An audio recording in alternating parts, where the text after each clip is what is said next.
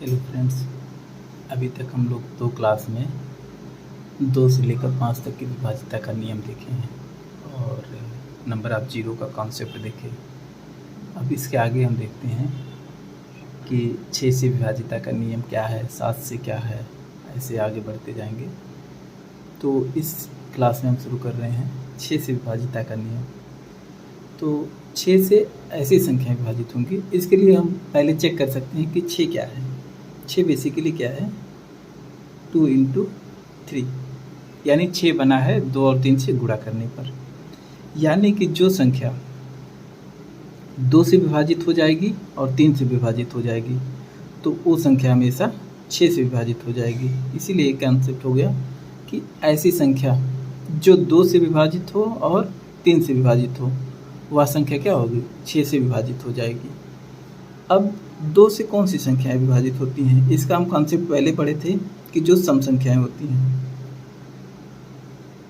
सम संख्याएं जो होती हैं यानी कि जिनके इकाई के स्थान पर या तो 0 हो या तो 2 हो या 4 हो या 6 हो या 8 हो, यानी जिसके इकाई के स्थान पर 0, 2, 4, 6 या 8 होगा वे सम संख्याएं होती हैं और 2 से विभाजित हो जाती हैं। और 3 के लिए क्या कॉन्सेप्ट बताए थे, पिछले क्लास में बताए थे कि ऐसी संख्या जिनका योगफल अगर 3 से कट जाए तो वो संख्या क्या होगी, 3 से विभाजित हो जाएगी।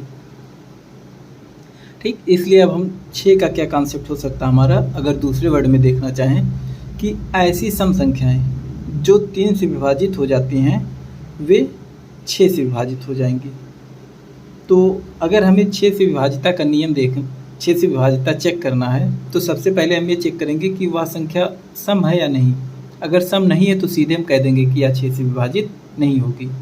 और अगर मान लो सम है तो हम चेक कर लेंगे कि वह 3 से विभाजित होती या नहीं। जैसे फॉर एग्जांपल 474 है, यह संख्या है, इसकी इकाई के स्थान पे 4 है, तो यानी ये संख्या 2 से तो कट जाएगी। अब हमें 3 से चेक करना है तो उनका योगफल चेक कर लेंगे। योगफल चेक कर लेंगे, 7 4 11 4 15, योगफल कितना आ रहा है 15, जो कि 3 से कट जाता है, यानी कि पूरी संख्या क्या होगी, 6 से विभाजित हो जाएगी, 6 से विभाजित हो जाएगी। और भी इसी तरह से कई संख्याएं देख सकते हैं। अगर कोई क्वेश्चन पूछ ले 1 2 3 4 5 6 ये संख्या है, अब यह 6 से विभाजित होगी या नहीं, तो इकाई के स्थान पे 6 है, यानी ये संख्या 2 से कट जाएगी। अब हमें चेक करना 3 से कटेगी या नहीं। 3 से के लिए क्या करते हैं, योगफल चेक करते हैं कि 3 से कटती या नहीं योगफल। अब अगर हम योगफल को चेक करेंगे तो 2 1 3 3 6 4 10 5 15 6 21, योगफल कितना आ रहा है 21, यानी ये 3 से कट जाएगी, तो पूरी संख्या क्या होगी, 3 से कट जाएगी। और 3 से संख्या कट जाएगी और ये संख्या सम है, इसलिए संख्या क्या होगी, 6 से कट जाएगी। तो 6 से विभाजिता में बेसिक इतना ही है। और इसके लिए एक नोट हम लिख सकते हैं। नोट देखते हैं कि 4 की पावर n, यानी अगर 4 के घात में हम किसी भी संख्या को लिख दें और उसको हम अगर 6 से विभाजित करेंगे तो उसमें शेषफल हमेशा क्या मिलेगा, हमें 4 मिलेगा। और n क्या है, प्राकृतिक संख्या, यानी कि 1 से लेकर 1 2 3 4 5 6 कोई भी संख्या हो सकती है। फॉर एग्जांपल अगर हम देखना चाहें कि 4 की पावर 3, तो 4 की पावर 3 कितना हो जाएगा, 64। अगर हम इसको 6 से डिवाइड करेंगे तो शेषफल क्या मिलेगा, हमेशा शेषफल 4 मिल जाएगा हमें। ठीक, ऐसी कोई भी संख्या हो, अगर मान लो क्वेश्चन आ गया 4 की पावर 1000 को 6 से विभाजित करने पर शेषफल क्या मिलेगा, तो हम डायरेक्ट हम कह सकते हैं कि शेषफल क्या मिलेगा, 4 मिलेगा।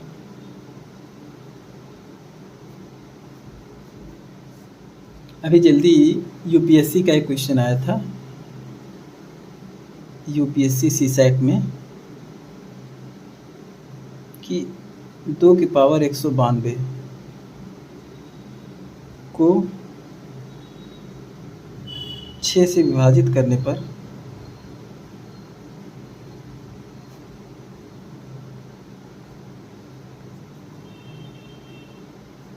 क्या शेषफल आएगा।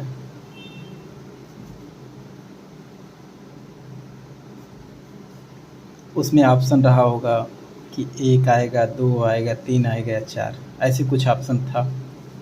तो अब इसको हमें सॉल्व करना है।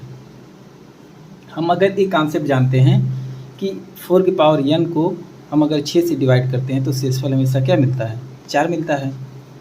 अब सेम वही चीज़ यहाँ भी है, 2 की पावर 192, इसको 6 से विभाजित करना है। अब इसके लिए हम कोई कॉन्सेप्ट नहीं जानते, इसको हम ऐसे लिख सकते हैं कि 2 की पावर 2 गुणे, यहाँ लिख सकते हैं 96, ठीक। और घातांक के नियम से इसको लिख सकते हैं 2 की पावर 2 और पूरे की पावर 96। यहाँ से हो जाएगा 2 की पावर 2 यानी 4, 4 की पावर 96। अब यह क्वेश्चन हमारा इस फॉर्म में हो गया कि 4 की पावर n अगर रहेगा उसको 6 से विभाजित करेंगे तो शेषफल हमेशा क्या आएगा, 4 आएगा। तो यहाँ पे 4 की पावर n है को 6 से विभाजित करने पर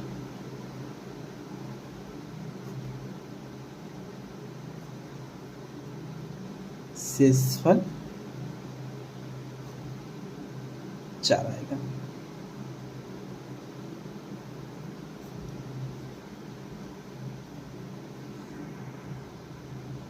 और भी क्वेश्चन 6 की विभाजिता पे कर सकते हैं, जैसे आजकल एसएससी सीजीएल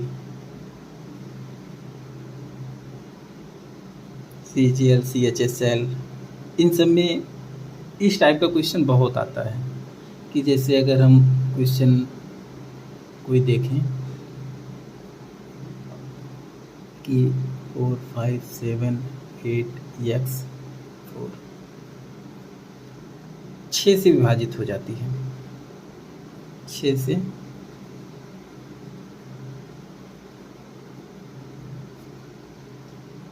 विभाजित हो जाती है। क्वेश्चन दे देगा कि कोई संख्या है, उसमें एक कोई वेरिएबल डाल देगा कि x है या y है या स्टार कर देगा और कहेगा कि ये पूरी संख्या क्या होती है, 6 से विभाजित हो जाती है। अब यहाँ अलग अलग कंडीशन करके क्वेश्चन पूछ सकता है कि x का अधिकतम मान क्या होगा, x का अधिकतम मान कितना हो सकता है, x का न्यूनतम मान क्या हो सकता है, x के कितने मान संभव हैं।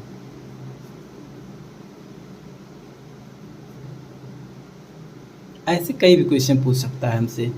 तो इसके लिए अगर हम इसका कॉन्सेप्ट समझ लें कि x की वैल्यू हम निकालते कैसे हैं, तो फिर हम इन कंडीशन को आराम से अप्लाई कर सकते हैं कि मैक्सिमम वैल्यू क्या होगी, मिनिमम क्या होगी और कितने मान हो सकते हैं इसका। तो सिंपल सा जो हम इसके 6 की विभाजिता का नियम पढ़े हैं उसी को हमें अप्लाई करना है। अब उसको अप्लाई करने के लिए 6 से विभाजिता के लिए हम क्या पढ़े हैं कि सबसे पहले वो संख्या सम होनी चाहिए, और दूसरा कॉन्सेप्ट ये पढ़े हैं कि वह संख्या 3 से विभाजित होनी चाहिए। तो यहाँ पे इकाई पे 4 है यानी सम संख्या तो है, यानी ये जो क्वेश्चन हमारा है ये 2 से विभाजित हो रही है, 2 से विभाजित है। अब हमें चेक करना है 3 से विभाजित, और 3 से विभाजित होगी क्योंकि ये कहा है कि 6 से विभाजित होगी। तो अगर 3 से विभाजित होगी तो इसका जो योगफल है वो योगफल हमेशा क्या होगा, 3 से विभाजित होगा। अब चेक कर लेते हैं कि योगफल 3 से विभाजित होगा या नहीं। देखो 5 4 9, एक 3 से कट जाएगा, हटा दिए। 8 4 12, 3 से कट जाएगा, हटा दिए। और 7 में से 6 3 से कट जाएगा, बचेगा कितना, 1, यानी यहाँ से 1 बच गया और यहाँ से x, यानी इसका योगफल अगर हम निकालें तो इतना बचा। या अगर ये समझ में ना आया हो तो एक बार हम पूरा लिख दे रहे हैं कि 5 4 9 7 16, 16 4 20, 8 28, 28 प्लस x, यानी ए संख्या आया। अब इसे हमें चेक ये देखना है कि 3 से विभाजित है, 3 से विभाजित है, तो यक्स का मान क्या क्या संभव है। अब यहाँ पे ये संख्या बहुत बड़ी हो जाएगी, तो इसको हम और सिंपल लिख सकते हैं 27 + 1 + यक्स। ये भी 3 से विभाजित है। अब 27 तो 3 से ऑलरेडी विभाजित है, तो इसको हटा देंगे, यानी यहाँ से क्या हो जाएगा, यक्स + 1 3 से विभाजित है। यही चीज़ चाहे हम ऐसे करते आएँ या डायरेक्ट हम जो 3 से कटने वाली संख्याएं उनको हटाते जाएंगे, तो डायरेक्ट हमें यहाँ ये मिल जाएगा। तो अब इससे हम देखते हैं कि अगर ये 3 से कब विभाजित होगी। 3 से विभाजित होने के लिए यक्स का क्या मान होना चाहिए, यानी 1 + यक्स 3 से विभाजित है, तो यक्स का मान क्या हो सकता है। यक्स का मान अगर हम 1 चेक करेंगे, यक्स की वैल्यू 1, तो 1 1 क्या हो जाएगा 2, 3 से नहीं विभाजित है। अगर यक्स की वैल्यू हम 2 रख दें तो 3 आ जाएगा, विभाजित है। ऐसे 3 रख दें अगर यक्स की वैल्यू, तो 4 आएगा, नहीं विभाजित है। अगर 4 रख दें 5 आएगा, नहीं विभाजित है। अगर 5 रख दें 6 आ जाएगा, विभाजित है। अगर 6 रखते हैं तो 7 आएगा, नहीं विभाजित है। 7 रख देंगे तब भी नहीं है। अगर 8 रख देंगे तब है। अगर 9 रख देंगे तो नहीं है, क्योंकि यहाँ 10 आ जाएगा। इससे ज़्यादा हम वैल्यू रख नहीं सकते। तो यानी यक्स का मान क्या क्या संभव है। यक्स का मान संभव है या तो 2 हो सकता है, या तो 5 हो सकता है, या तो 8 हो सकता है। यानी यक्स का मान क्या क्या संभव है, 2 है, 5 है और 8 है। अब क्वेश्चन जो हमारा था कि एक्स का अधिकतम मान क्या हो सकता है। अधिकतम मान कितना हो सकता है, 8, यानी यक्स का अधिकतम मान 8 हो सकता है। यक्स का न्यूनतम मान कितना हो सकता है, यक्स का न्यूनतम मान 2 हो सकता है। यक्स के कितने मान संभव हैं, तो 1 2 3, यक्स के 3 मान संभव हैं। ठीक, ये समझ में आया। अगर नहीं आया होगा तो एक बार दोबारा पढ़ लेना, आसानी से आ जाएगा। तो 6 से विभाज्यता का हो गया क्वेश्चन, और क्वेश्चन आप सॉल्व करिएगा। जो भी एग्ज़ाम की तैयारी कर रहे हैं उस एग्ज़ाम में जो भी क्वेश्चन आया होगा इससे रिलेटेड सॉल्व करिएगा। अगर कोई प्रॉब्लम होगी तो आप क्वेश्चन को कमेंट करके पूछ सकते हैं, तो उस क्वेश्चन को हम अगले क्लास में सॉल्व करा देंगे। अब 6 के बाद आता है 7 का विभाज्यता। तो 7, 11 व 13 से विभाज्यता।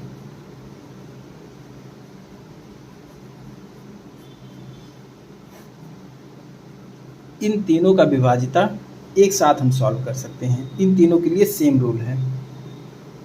तो इन तीनों की विभाज्यता देखने के लिए एक छोटा सा कॉन्सेप्ट देखते हैं कि अगर हम 7, 11 एंड 13 इन तीनों का मल्टीप्लाई करें तो क्या मिलेगा हमें।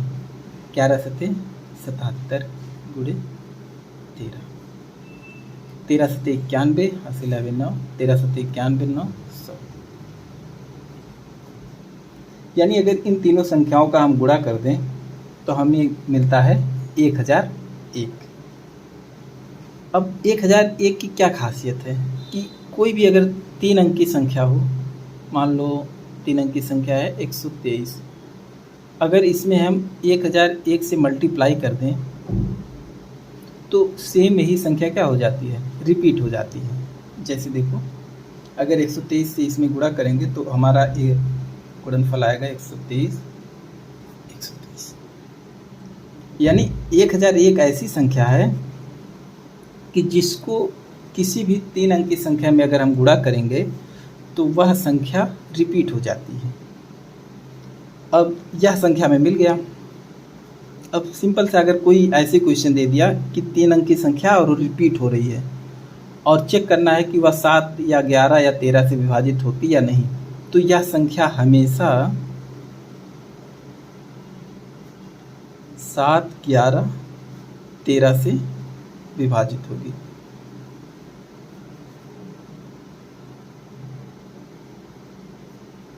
ये हमेशा 7, 11 और 13 से विभाजित होगी। तो यहाँ से हम एक कॉन्सेप्ट ये रख सकते हैं कि नोट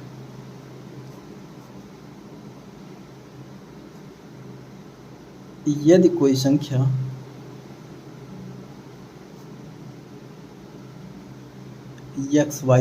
XYZ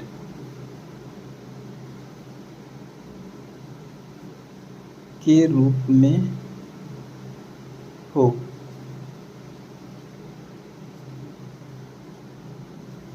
तब वह संख्या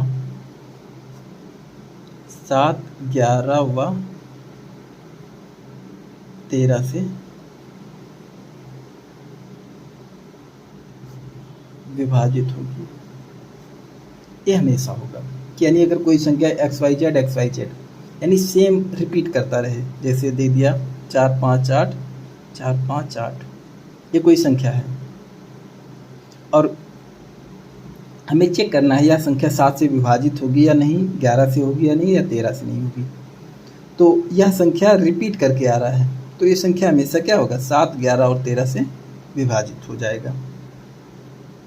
ठीक, इसमें भी बहुत सारे क्वेश्चन बनते हैं, तो थोड़ा सा और कॉन्सेप्ट देख लेते हैं, फिर उसके बाद क्वेश्चन एक साथ सॉल्व करेंगे।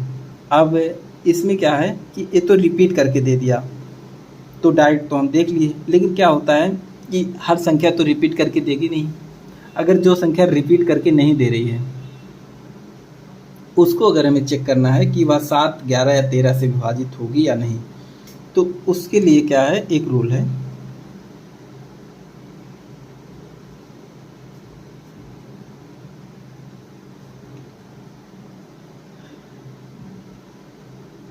कोई दी गई संख्या को 7, 11, 13 से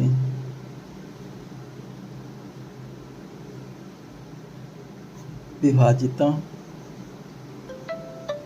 किसी दी गई संख्या को अगर 7, 11, 13 से विभाजित हमें ज्ञात करना हो तो इसके लिए कुछ पदों का हम अनुसरण करते हैं। जैसे अगर मान लो संख्या दी गई है 41,496 और इसको हमें चेक करना है कि 7 से, 11 से या 13 से विभाजित होगी या नहीं। तो इसके लिए हम लोग क्या करते हैं, सबसे पहले इसको 3 संख्याओं का ग्रुप बना लेते हैं। यहाँ इधर से इकाई के अंक से 3 अंक का 3 का ग्रुप बनाते हैं। 3 का यहाँ बन जाएगा। अब यहाँ पे 2 ही संख्या, तो इसका सिर्फ 2 संख्या का बनेगा। अगर यहाँ 3 संख्या रहेगा, तीनों का ग्रुप बना लेंगे। तो पहला स्टेप हो जाएगा, सर्वप्रथम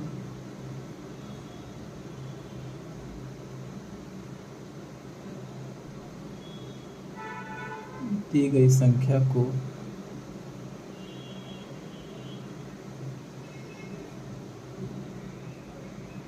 इकाई के तरफ से 3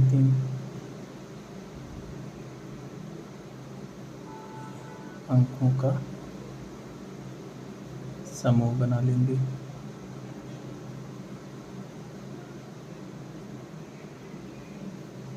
ठीक, अब दूसरा स्टेप क्या करते हैं, जो समूह बने हैं, जो बड़ी संख्या रहेगी उसमें से छोटा वाला घटा देंगे।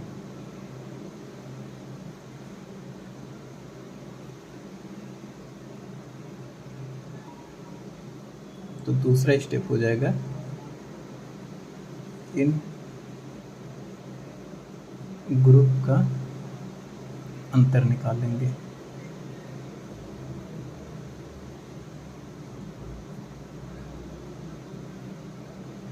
इन ग्रुप का अंतर निकालेंगे। अब ये संख्या हमारे पास आ गई। अब इसको हम ये चेक कर लेंगे कि यह 7 से विभाजित होती है या नहीं, 11 से होती है या नहीं, और 13 से होती है या नहीं।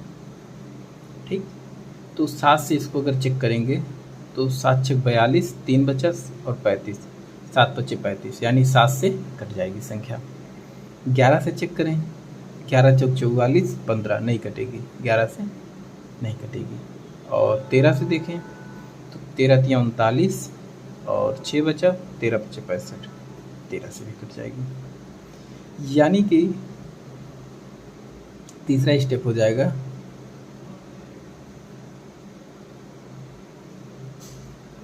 अंतर को 7, 11, 13 से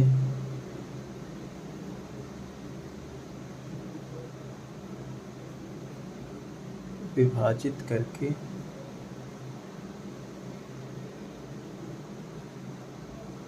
चेक करते हैं।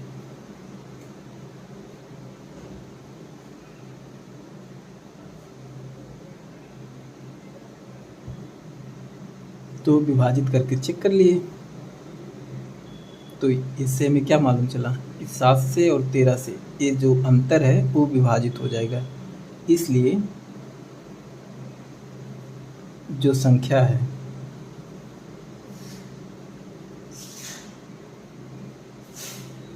ये भी 7 और 13 से विभाजित होगी।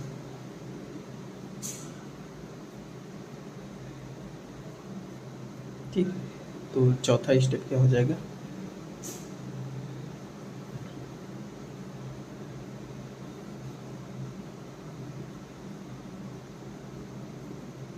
जिन संख्या से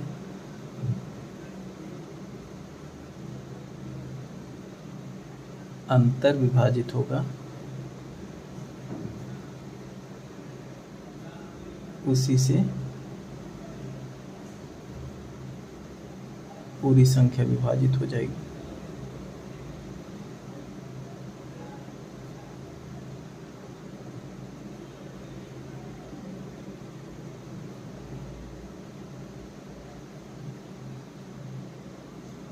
तो एग्जाम्पल से ये चीज़ हम समझ लिए।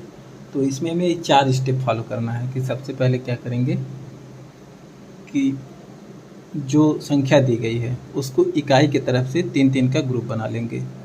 फिर इन ग्रुप का अंतर निकाल लेंगे। अंतर से मतलब क्या होता है कि जो बड़ी संख्या रहेगी उसमें से छोटी संख्या घटा देंगे। और तीसरा क्या करेंगे कि जो हमें अंतर प्राप्त होगा उस अंतर को 7 से चेक करेंगे, 7 से विभाजित हो रही या नहीं। फिर 11 से चेक करेंगे विभाजित हो रही या नहीं। और फिर 13 से चेक करेंगे कि विभाजित हो रही है या नहीं। और जिन जिन संख्याओं से ये अंतर विभाजित होगा उन्हीं संख्याओं से ये पूरी जो दी हुई संख्या है वो भी विभाजित हो जाएगी। तो इस प्रकार कोई संख्या अगर दिया होगा तो उसको एक साथ हम 7 और 11 और 13 से विभाजिता चेक कर सकते हैं। अब कोई एग्जाम्पल ले लें।